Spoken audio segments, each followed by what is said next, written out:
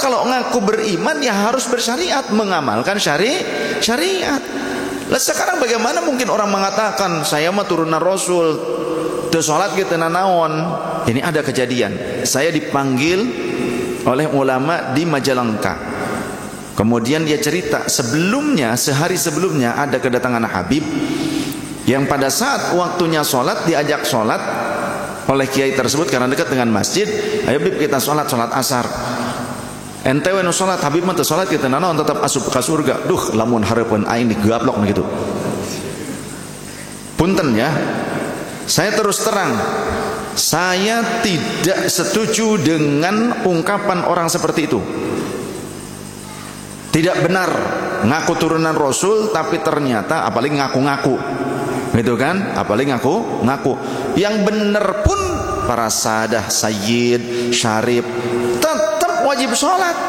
Lawang Rasulullah sampai bengkak kok, betul? Nah kalau ini ngaku turunan Rasul, ngaku turunan Rasul, kemudian nggak mau sholat, ngaku pula sudah dijamin masuk surga. Ya kalau memang sudah yakin masuk surga, kunon teu paeh mah atuh geura asup ke surga. Kenapa nggak mati sekarang? Karena masih enak nikmat menikmati dawir. Tahu dawir? Malak minta-minta kepada umat. Harus sadar ini umat, harus sadar. Orang yang ngaku turunan Rasul tapi tidak mau sholat, katanya sudah dijamin masuk surga. Pertanyaan saya, kenapa dia tidak mati saja segera? Kalau memang dia mengaku sudah dijamin masuk surga, kenapa susah payah berada di dunia? Di surga lebih enak daripada di dunia, betul? Bilang sama Habib-Habib yang menyesatkan tersebut. Ya, ini live streaming nih. Bilang sama Habib-Habib yang suka menyesatkan itu, yang ngaku sudah dijamin masuk surga, segeralah kalian mati. Masuk saja ke dalam surga. Karena di surga gak susah payah, gak usah nyari-nyari uang, apalagi minta-minta kepada umat, ya kan? Gak usah nipu umat dengan cara ini anu lah, ini kiswah makbaroh Rasul, pada beli di Shopee Pay, beli di Shopee e-commerce, ya kan? Replika banyak itu sekarang yang begitu, termasuk yang di Majalengka, dia katanya bawa kiswah makbaroh Rasul yang warna hijau, padahal replika. Kemudian disuruh cium pada saat setelah cium supaya keberkahannya terus katanya melimpah. Ente harus mengeluarkan bisyarah berapa? 33 juta. Masya Allah. Ini nyata. Waktu saya dipanggil, makanya saya gedek sekali dengan orang-orang seperti itu, karena seringkali ketika saya dipanggil tausiah ke berbagai daerah, yang ngadu itu masyarakat, termasuk para kiai, para ulama yang diperlakukan seperti itu. Apalagi dengan fatwa-fatwa nyeleneh. Termasuk yang bilang ngaji kepada satu habib yang bodoh yang alim maksiat lebih baik dibandingkan ngaji kepada 70 ulama yang alim dan mengamalkan ilmunya.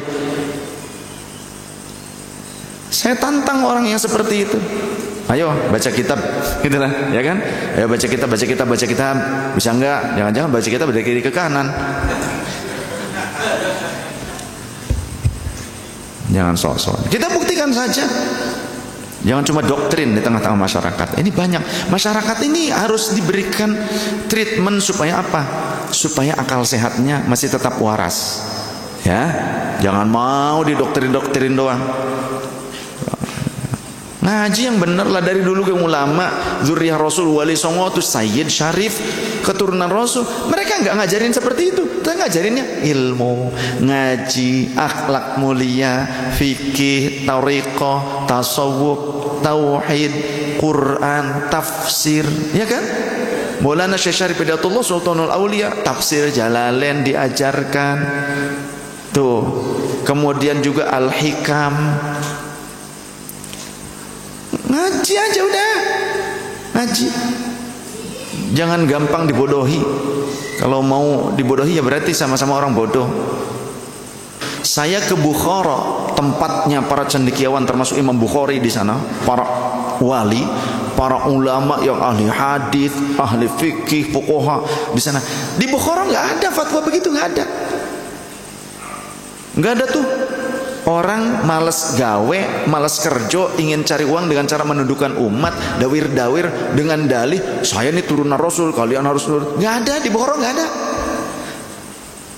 Jadi siapa orang yang beriman tapi tidak bersyariat, maka berarti dia tidak beriman, lemah imannya, batal. Ngaku beriman tapi tidak ngamalkan syariat. Kita nih bertauhid kepada Allah, nggak perlu sholat kita, yang penting eling kepada Allah. Yang nggak sholat nggak eling berarti. Waktunya puasa, oh kita mah nggak puasa seperti kalian katanya, ya kita mah boleh ngudud katanya gitu kan, boleh makan.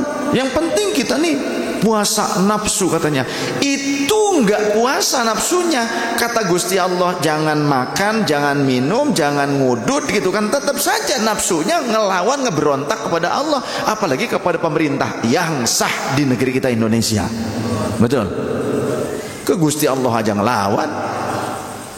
Banyak orang yang sok-sok beragama tapi ternyata nggak bener, syariat ditinggalkan. Faman la syari'ata lahu la imana lahu wa la tauhid lahu.